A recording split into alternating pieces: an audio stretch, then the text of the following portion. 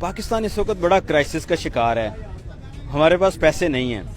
اگر خان صاحب جو ہیں آج دیکھیں ہائی کورٹ نے بھی فیصلہ دیا ہے, 43 اراکین اسمبلی کی رکنیت جو ہے وہ بحال کر دی ہے انہوں نے, تو اس کا مطلب ہے کہ شہباز شریف جا رہا ہے. تحریک عدم اعتماد اگر آئے گی تو وہ کامیاب ہوگی. خان صاحب اگر آ جاتے ہیں تو ہمارے ریزرو تو وہی رہیں گے.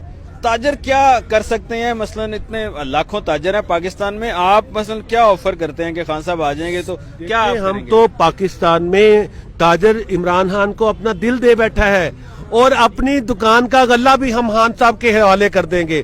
خان صاحب کے اوپر پورے پاکستان کو, جیسے IMF نے کہا کہ ہمیں اعتماد کرنا ہے, اسی طرح سے تاجر بھی اپنا جان مال عمران خان کے حوالے کریں گے. $2 ارب کی اتنی بڑی رقم انشاءاللہ تعالی تاجر عمران خان کو دیں گے کہ قومی خزانے کے اندر ڈیٹرز کے طور پہ رکھا جائے, اور ہمارا پاکستان کی بیوروکریسی کو کہا جائے کہ ان کے ساتھ مل کے ایک ایسا پروگرام سرٹیفکیٹ دے.